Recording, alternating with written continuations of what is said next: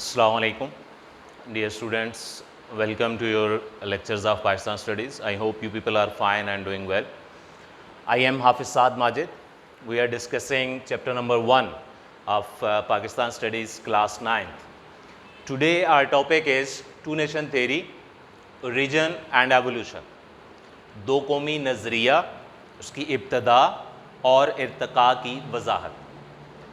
Students, आज के lecture में हम डिस्कस करेंगे what actually to nation theory is, उसकी डेफिनेशन क्या है, हाउ इट स्टार्टेड, उसका ओरिजिन क्या है, कहाँ से ये शुरू हुआ, उसके अंदर विद द टाइम क्या क्या चेंजेस आई हैं, specially during Muslim rule in सब कॉन्टिनेंट, और फिर हम डिफरेंट फेमस पर्सनालिटीज़ के पॉइंट ऑफ व्यूज़ के अकॉर्डिंगली इसको डिस्कस कर रहे होंगे. So let's start our lecture. सबसे पहले हम बात करेंगे डेफिनेशन. टू नेशन थ्योरी या दो कौमी नज़रिया असल में है क्या.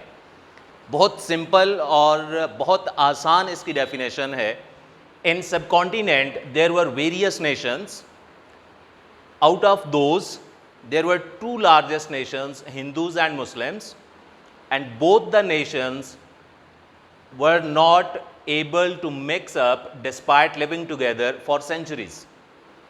बर्रे सगीर में मुख्तलिफ कौमें आबाद थीं, जिनमें से हिंदू और मुसलमान दो सबसे बड़ी कौमें थीं, और ये दोनों कौमें सदियों तक इकट्ठा रहने के बावजूद आपस में घुल मिल ना सकें. इनकी सेपरेट आइडेंटिटीज़ जो हैं वो हमेशा से कायम रही हैं, इतना लंबा अरसा इकट्ठा रहने के बावजूद.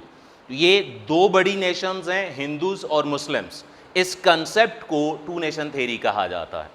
इसको आप मार्क कर लीजिए. बिल्कुल स्टार्ट में आप लोगों की बुक्स के अंदर ये गिवन है, और एज शॉर्ट क्वेश्चन ये पॉइंट आपसे पूछा जा सकता है that what is meant by two nation theory. उसके बाद हमारा नेक्स्ट पार्ट है टू नेशन थ्योरी इन सब कॉन्टिनेंट. बर्रे सगीर में दो कौमी नज़रिए की इब्तदा कैसे हुई, इसका आगाज़ कैसे हुआ. Basically, in subcontinent, two-nation theory started right after the advent or arrival of Muslims in subcontinent. And first time, the historically recorded event जबकि Muslims यहाँ पर आए थे, वो है arrival of Muhammad bin Qasim in 712. Mohammad बिन कासिम सिंध में आया था, और सिंध का जो रूलर था राजा दाहिर, उसको उसने डिफीट किया. तो ये पॉइंट एज MCQ मार्क कर लीजिए. आपसे पूछा जा सकता है when did Mohammad bin Qasim arrive in सब कॉन्टिनेंट, या ये पूछा जा सकता है कि who was the ruler of Sindh इन 712. ये दोनों पॉइंट्स एज MCQ आपने मार्क करना है. तो जब मोहम्मद बिन कासिम यहाँ पर आया, he did not come here with army only. सिर्फ फौज के साथ नहीं आया था, बल्कि उसके साथ different Arab preachers were there. अरब मुबल्लिगीन थे जो इस्लाम की तबलीग करते थे, लोगों को इस्लाम की बेसिक टीचिंग्स और बिलीफ्स को सिखाते थे. सो आफ्टर कंकरिंग सिंध, फिर वहाँ से उसने मूव किया towards Punjab and up till Multan. यहाँ तक का एरिया मोहम्मद बिन कासिम ने कैप्चर किया. उसके साथ ये जो अरब मुबल्लिगीन आए थे, ये यहाँ पर डिफरेंट एरियाज़ के अंदर सेटल डाउन हो गए. उन्होंने लोगों को इस्लाम की तबलीग करना शुरू की. And not only that was preaching, सिर्फ वो तबलीग नहीं थी, बल्कि देयर वाज प्रैक्टिकल एग्जाम्पल. वो ख़ुद लोगों को इस्लाम की तालीमात के ऊपर अमल करते हुए नज़र आ रहे थे. यहाँ पर जो हिंदू सोसाइटी थी, that society was divided into different castes. इस्लाम का जो इक्वालिटी का और ब्रदरहुड का कंसेप्ट था, इसने उनको बहुत ज़्यादा फैसिनेट किया, और यहाँ के लोग बहुत तेज़ी से जूक दर जूक दायरा इस्लाम में दाखिल होना शुरू हुए. तो यहाँ से मुस्लिम एरा या मुस्लिम रूल सब कॉन्टिनेंट के अंदर स्टार्ट हुआ. इसके बाद फिर एक बड़ा पीरियड इसके अंदर आता है गज़नवीद पीरियड, जिसे हम गज़नवी दौरे हुकूमत कहते हैं. That started in 1003 AD and lasted till 1206. 1003 से शुरू होकर 1206 तक ये जो दौर है, इसको गज़नवी दौर कहा जाता है. एज MCQ इसको मार्क कर लीजिए. पूछा जा सकता है कब शुरू हुआ और कब ख़त्म हुआ. During this period Persian language was introduced in these regions which are today Pakistan. आज का जो पाकिस्तान है, इन इलाकों के अंदर फ़ारसी ज़ुबान का आगाज़ हुआ, फ़ारसी ज़ुबान ने रवाज पाया, اور اسی دوران میں ان علاقوں کے اندر اسلامی تہذیب کے اثرات گہرے ہونا شروع ہوئے. جو اسلامک کلچر یہاں پر انٹروڈیوس کیا تھا محمد بن قاسم نے اور اس کے ساتھ جو عرب مبلغین تھے انہوں نے, اس کے اثرات غزنوی پیریڈ کے اندر بہت زیادہ پروفاؤنڈ ہونا شروع ہو گئے, یہاں پر گہرے اثرات مرتب ہوئے. غزنوی پیریڈ کے بعد پھر ڈفرینٹ مسلم ڈائنسٹیز نے یہاں سب کانٹیننٹ کے اندر رول کیا ہے, اور اس کے اندر پہلا پوائنٹ جو ہے وہ ہے دہلی سلطنت, جسے ہم اردو میں سلطنت دہلی کہتے ہیں. دہلی سلطنت کا پیریڈ 1206 سے سٹارٹ ہو کر 1526 تک کا ہے. غزنوی پیریڈ 1206 میں اینڈ ہوا تھا, اس کے فوراً بعد دہلی سلطنت کا پیریڈ سٹارٹ ہوتا ہے. دہلی سلطنت واز فاؤنڈیڈ بائی قطب الدین ایبک. یہ پوائنٹ بھی ایز ایم سی کیو بہت امپورٹنٹ ہے کہ دہلی سلطنت کی بنیاد کس نے رکھی تھی, اس کو بھی ایز ایم سی کیو مارک کر لیجیے. During this period, different famous dynasties ruled in the subcontinent. Those dynasties were Mamluk, Khilji, Tughlaq, Sayyid and Lodi dynasties. خاندان غلامہ, خلجی خاندان, تغلق خاندان, سادات خاندان اور لودھی خاندان, یہ فیمس ڈائنسٹیز ہیں during the period of Delhi سلطنت جنہوں نے سب کانٹیننٹ میں رول کیا تھا. اس پوائنٹ کو ایز شارٹ کویسچن مارک کر لیجئے گا, پوچھا جا سکتا ہے right names of famous dynasties of Delhi سلطنت. سلطنت دہلی کے مشہور حکمران خاندانوں کے نام لکھیے. تو آپ نے اس کے اندر یہ جو نیمز ہیں 5 نیمز, یہ آپ نے اس میں لکھنے ہوں گے. After this next one is Mughal Dynasty. Mughal dynasty started in 1526 and ended in 1857. Again یہ پوائنٹ بھی ایم سی کیو ہے کہ مغل ڈائنسٹی کب سٹارٹ ہوئی تھی, یا مغلیہ خاندان کی حکومت, مغلیہ سلطنت کی بنیاد کب پڑی. This Mughal dynasty was founded by Zaheer الدین بابر. یہ first Mughal emperor, first Mughal ruler تھا سب کانٹیننٹ کے اندر, جس نے 1526 میں مغل ڈائنسٹی کی فاؤنڈیشن یہاں پر رکھی تھی. After him the famous Mughal rulers were Humayun, Akbar, Jahangir, Shah Jahan and Aurangzeb. یہ مغل امپائر میں فیمس ایمپررز ہیں جن کے نام آپ لوگوں کی بکس کے اندر مینشن کیے گئے ہیں, اور اس کو بھی آپ نے ایز شارٹ کویسچن مارک کرنا ہے. یہ پوائنٹ آپ سے پوچھا جا سکتا ہے right names of famous rulers of Mughal umpire.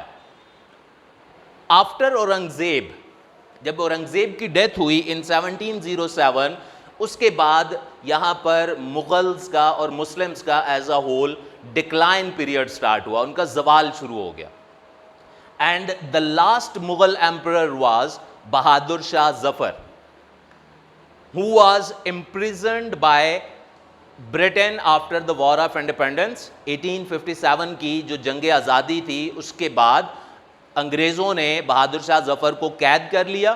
He was imprisoned by Britain and died in Rangoon. انگریزوں نے رنگون میں, میانمار نام سے جو اب ملک موجود ہے, وہاں پر اس کو قید کر دیا اور بعد میں وہیں پر اس کی ڈیتھ بھی ہوئی. اب یہ پورا جو پوائنٹ ہے مغل ڈائنسٹی والا, یہ پورے کا پورا point objective point of view سے بہت امپورٹنٹ ہے. اس میں سے ایم سی کیوز اور شارٹ کویسچنس دونوں آپ سے پوچھے جا سکتے ہیں. یہ سارے امپورٹنٹ پوائنٹس ہیں, ان کو اچھی طرح سے آپ نے یاد کرنا. اس کے بعد پھر 1857 کی وار آف انڈیپینڈنس کے بعد سب کانٹیننٹ کے اندر جو سچویشن تھی, اس سچویشن کے اندر نیکسٹ امپورٹنٹ پرسنالٹی ہے سر سید احمد خان. ہمارا اگلا پوائنٹ بھی یہی ہے, sir Syed Ahmad Khan and two nation theory. Sir Syed Ahmad Khan was the first person to declare Muslims a separate nation. سب سے پہلے سر سید احمد خان وہ شخص تھے جنہوں نے بر صغیر میں مسلمانوں کو ایک الگ قوم کہا تھا. اگرچہ اس سے پہلے بر صغیر کے اندر مختلف فیمس مسلم پرسنالٹیز ایسی گزر چکی تھیں جنہوں نے مسلمز کے بارے میں سیپریٹ اسٹیٹ کی بات کی تھی, لیکن باقاعدہ طور پر سر سید احمد خان وہ پہلے شخص تھے جنہوں نے مسلمانوں کو ایک الگ قوم کہا تھا. اگرچہ ابتدا میں سر سید احمد خان ہندو مسلم یونٹی کے سپورٹر تھے, وہ یہ چاہتے تھے کہ ہندو اور مسلمان اکٹھے رہیں, مل جل کر رہیں, لیکن typically after Urdu Hindi controversy in Banaras کے اندر جو اردو ہندی تنازع ہوا تھا 1867 میں, ہم نے پہلے لیکچر کے اندر بھی سورسز آف آئیڈیالوجی میں ڈیٹیل میں اس کو ڈسکس کیا تھا, تو 1867 کی اردو ہندی کنٹروورسی کے بعد سر سید احمد خان نے اوپنلی مسلمز کو ایک سیپریٹ نیشن کہا, اور فرسٹ ٹائم یہ ٹرم ٹو نیشن تھیری کی جو ٹرم ہے, دو قومی نظریہ, یہ لفظ سب سے پہلے سر سید احمد خان نے یوز کیا تھا. And with that, Sir Syed Ahmad Khan started efforts for the educational and political development of Muslims. Typically, educational point of view سے اگر دیکھا جائے تو سر سید احمد خان نے جو MAO اسکول اسٹیبلش کیا علی گڑھ میں 1875 میں, اور بعد میں 1877 میں وہ کالج بن گیا, that was a major step in educational development of Muslims. Similarly, in political field, سیاسی طور پر, when in 1885 Congress was established, Sir Syed Ahmad Khan forbade Muslims from joining Congress.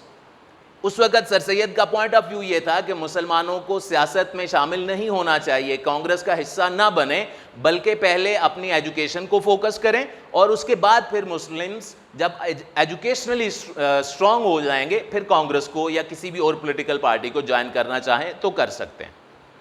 اب اس پوائنٹ میں سے بھی ٹپکلی یہ Urdu Hindi controversy کب ہوئی اور کہاں پر ہوئی, اس کے علاوہ کانگریس کا قیام کب عمل میں آیا, یہ پوائنٹس جو ہیں یہ امپورٹنٹ ہیں, ان کو ایز MCQ مارک کر لیجیے.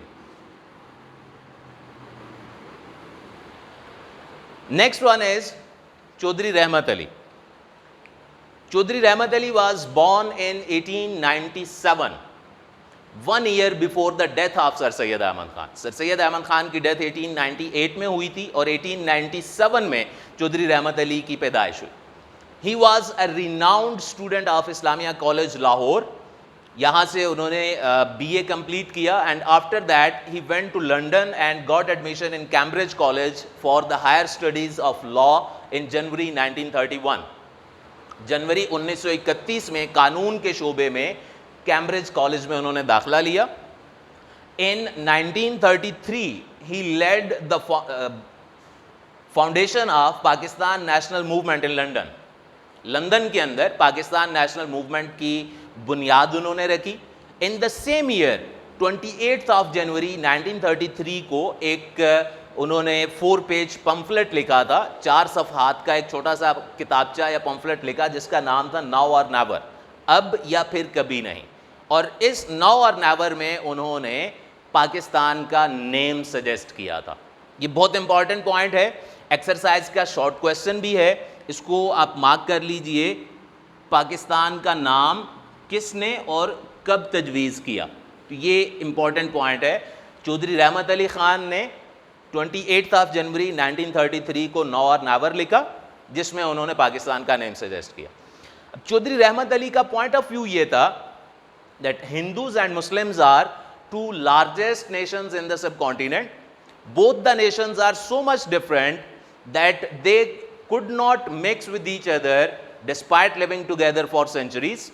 Their basic principles and ways of living are so much different that neighborliness of centuries under the shadow of a single government could not develop the concept of common nationality among them.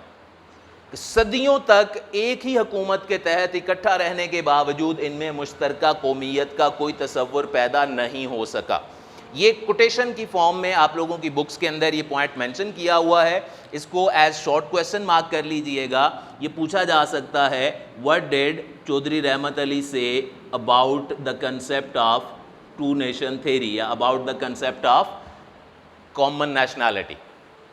یہاں تک یہ ہمارا topic complete ہوتا ہے. اس کے بعد and پہ آپ نے کنکلوژن لکھنا ہے, جیسا آپ پہلے سے جانتے ہیں 3 to 4 لائنز میں اپنی ورڈنگ میں آپ نے پورے ٹاپک کو کنکلوڈ کرنا ہے. آئی ہوپ سو کہ آج کا لیکچر آپ کے لیے کافی ہیلپ فل رہا ہوگا اس ٹاپک کو انڈرسٹینڈ کرنے میں اور ایگزام پوائنٹ آف ویو سے اس کو پریپیئر کرنے کے لیے. نیکسٹ لیکچر کے لیے اگلی ویڈیو کا انتظار کیجیے گا. تب تک کے لیے اللہ حافظ اور اپنا فیڈ بیک لازمی شیئر کیجیے. Thank you.